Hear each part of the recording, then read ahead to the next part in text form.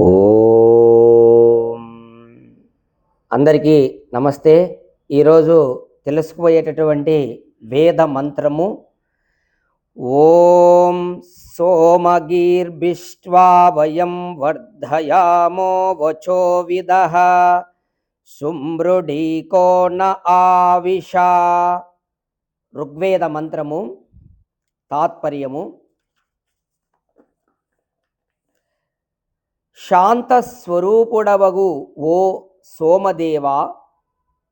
ఇక్కడ భగవంతుడు శాంత స్వరూపుడు అన్నమాట. ఆయన స్వరూపమే శాంతము. ఓ దేవా, నీవు సర్వ జగత్తునకు సారభూతుడవు. ఈ జగత్తులో ఉన్నటువంటి మొత్తము సారమంతా కూడా ఆ భగవంతునిదే. ఏ మనిషిలో అయినా కానీ వీడు మంచి సారవంతుడురా, ఈ భూమి మంచి సారవంతమైంది అని అంటుంటాం. అంటే ఈ సారమంతా ఎక్కడి నుంచి వచ్చిందంటే భగవంతునిది. జీవనదాతవు. అలాగే ఈ సృష్టిలో ఉన్నటువంటి జీవనమంతా కూడా ఇచ్చినవాడు పరమాత్మనే. కానీ ప్రాకృతిక విషయముల చిక్కుపడి మానవ లోకము నిన్ను గుర్తింపకున్నది. అయితే మనుష్యులు నిన్ను గుర్తించలేకున్నారు, నీ యొక్క శక్తిని. దేని వలన? ఈ యొక్క ప్రాకృతిక విషయాలలో చిక్కుబడి పరమాత్మ యొక్క శక్తిని గుర్తించలేకున్నారు. నీ దయ వలన ఒకంత నీ అనుభూతిని సంపాదించగలిగినటువంటి మేము ఆనందమును అనుభవించుచు నొకింత మాటలు నేర్చితిమి. ఇక్కడ భగవంతుని యొక్క దయ వలన మనము ఒకంత నీ అనుభూతిని, అంటే పరమేశ్వరుని యొక్క అనుభూతిని సంపాదించగలిగిన మేము ఆనందము అనుభవించుచు నొకింత మాటలు కూడా నేర్చితిమి. అదియు నీ దయయే. చూడండి, ఇక్కడ ఈరోజు మేము ఈ విధంగా వేదం గురించి, వేద మంత్రాల గురించి భావార్థము రాసి ఋషులు రాసినటువంటి దాన్ని వినిపిస్తున్నాము అంటే దానికి కారణము ఇది నాది కాదు, మేం చేసేది కాదు, ఇది కూడా భగవంతుని దయయే. ఒకంత మేము మాట్లాడుతున్నాం ఏదైనా అంటే అది భగవంతుని దయనే, లేకపోతే మేము చేయలేము ఈ పనులు. కాబట్టి నీ భక్తియే మమ్ములను వాగ్విధులను చేసినది. ఈ విధంగా మేము ఈ విధంగా మాట్లాడడానికి కూడా కారణము నీ భక్తి. నీ యందు మేము కలిగినటువంటి భక్తి వల్ల ఈ మాటలు మేము చెప్పడం జరుగుతూ ఉంది. కావున నిన్ను కీర్తించుటయే మాకు కర్తవ్యము, ధ్యేయము. నిన్ను కీర్తింతుము, నీ యశోగానము చేయుదుము, నీ యొక్క స్వరూపమును వర్ణింతుము. చూడండి, కావున మేము ఎప్పుడు నీ యొక్క యశోగానమును చేయుదుము, అలాగే నిన్ను కీర్తింతుము, నిన్ను స్తుతింతుము.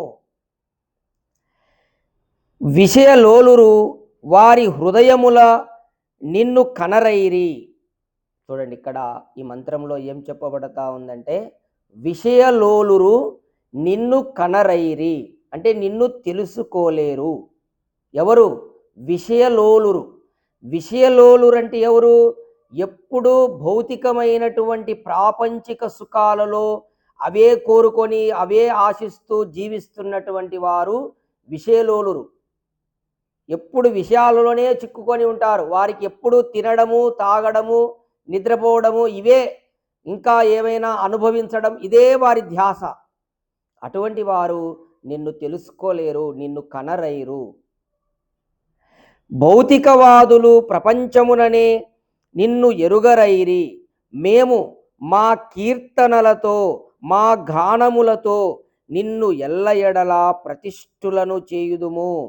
ప్రభు, నీవు మాత్రము మాకు సార్విక సుఖము ఎసంగుచు ఎల్లప్పుడూ మా యందు ప్రవిష్టుడవై ఉండుము. ఎవరైతే ఈ విధంగా భగవంతుని గురించి తెలుసుకొని భగవంతుని స్తుతిస్తూ భగవంతుని యొక్క కీర్తన చేస్తూ భగవంతుని గురించి స్తుతిస్తూ ఉపాసిస్తూ ఉంటారో అటువంటి వారిలో భగవంతుడు ప్రవిష్టుడై ఉంటాడు. మేము నీ కింకరులమై ఎల్లతావులా నీ ఉనికిని గుర్తింపచేయుదుము. ఎక్కడికన్నా పోయిని నీ కింకరులమంటే నీ సేవకులమై నీ యొక్క ఉనికిని మేము గుర్తిస్తాము. ఓ అనంత అపార, నిన్ను మేము ఏమి వర్ధిల్ల చేయగలము? అనంత, భగవంతుడు అనంతుడు, అలాగే అపార, నిన్ను మేము ఏమి వర్ధిల్ల చేయగలము? నీ అనంతతను ప్రచారము చేయుదుము. భగవంతుని యొక్క అనంతతత్వాన్ని ప్రచారం చేయాలి. స్వామి, నీవు మాత్రం మమ్ము విడువకు, ఇదియే మా ప్రార్థన వినతి. చూడండి, నీవు మాత్రం మమ్మల్ని విడిచిపెట్టాకు, ఇదే మా ప్రార్థన. అంటే మనం ఎప్పుడు కూడా భగవంతుని విడిచి జీవించకూడదు, భగవంతునితోనే జీవించాలి. అంటే ఏం చేయాలి? విషయాలకు దూరంగా ఉండాలి, విషయలంపటులు కాకూడదు, విషయలోలురు కావద్దు, భౌతిక సుఖాలను వదిలిపెట్టాలి. అప్పుడు నువ్వు పరమాత్మ దగ్గరికి అవుతావు, పరమాత్మతోనే జీవిస్తావు.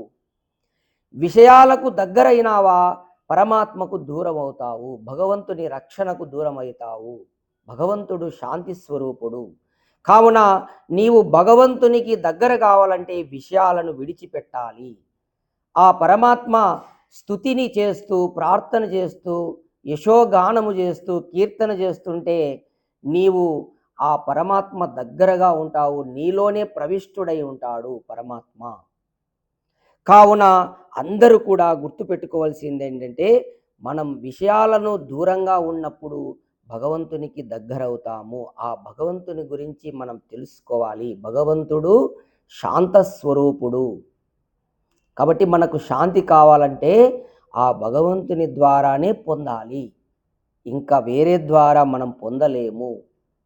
అలాగే ఇక్కడ ఇంకా అనేక విషయాలు మనకు ఈ మంత్రంలో ప్రధానంగా చెప్పబడింది ఏంటంటే, ఈ సృష్టిలో ఉన్నటువంటి సారమంతా భగవంతుడి. నిజంగా చెప్పాలంటే మానవులు ఎక్కువ సమయం మనం భగవంతుని గురించి చింతించాలి. చాలామందికి ఏంటంటే అసలు భగవంతునికి సంబంధించిన విషయాలు చెప్తే ఇష్టం ఉండదండి. నేను చూస్తున్నా, వారికి వేరే వేరే ఎప్పుడు కోరికలు ఫలించాలి, మా కోరికలు నెరవేరాలి, ఇటువంటివే ఇష్టం. భగవంతుని గురించి చెప్తే వారికి ఏందో విసుగు ఉండేట్టు ఉంటుంది. ఎప్పుడెప్పుడు లేచిపోవాలా, ఎప్పుడెప్పుడు పారిపోవాలా అన్నట్టుగా ఉంటారు జనాలు. కానీ మనము ఎంత సమయము కూడా భగవంతుని గురించి మనము తెలుసుకున్నా కానీ చాలదు. నిజంగా భక్తుడికైతే ఈ జీవితం సరిపోదు. నిజంగా పరమేశ్వరుని యొక్క భక్తుడికి ఒక 100 సంవత్సరాల ఆయుష్ సరిపోదు. అంత ఉంది. అనంతం పరమేశ్వరుడు, అనంతమైనటువంటి వాడు. అంత పరమేశ్వరుని గురించి ఎల్లప్పుడూ నువ్వు ప్రతిరోజు ప్రతి సెకను కూడా స్మరించుకుంటూ ఉండాలి, తెలుసుకోవాలి. ఎంత తెలుసుకున్నా భగవంతుని గురించి తక్కువే మనం. కాబట్టి నిత్యము కూడా మనం భగవంతుని యొక్క కీర్తన, భగవంతుని స్తుతి, భగవంతుని యొక్క తెలుసుకోవడంలోనే మన జీవితాన్ని ఎక్కువ గడపాలి. అలా గడపాలంటే నువ్వు ఈ సృష్టిని బాగా పరిశీలిస్తూ ఉండాలి, గుర్తిస్తూ ఉంటే భగవంతుని నువ్వు బాగా తెలుసుకోగలుగుతావు. ఎందుకంటే భగవంతుడే ఈ సృష్టి రచన, ప్రతి పదార్థము భగవంతుడే రచించాడు. కాబట్టి ఆ విధంగా మనం భగవంతుని ప్రవిష్టులం చేసుకోవాలంటే మనం విషయాలకు దూరంగా ఉండాలి. ఓం తత్సత్.